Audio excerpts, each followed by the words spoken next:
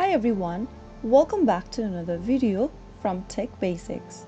In this episode, I will be guiding you through how to change location on SquareUp. To change your location setting on SquareUp, the first thing to do is to open a web browser of your preference. Go to the search box and type in squareup.com and press enter on your keyboard.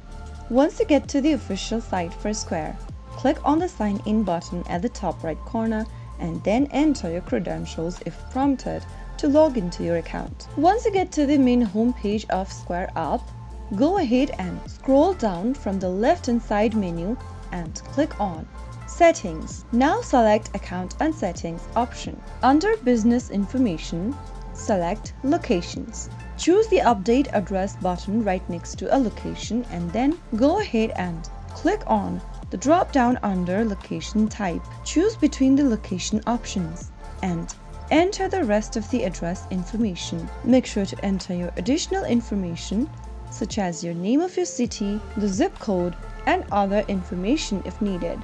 Once you are done, click on Save at the top right and you will be able to change your location on SquareUp.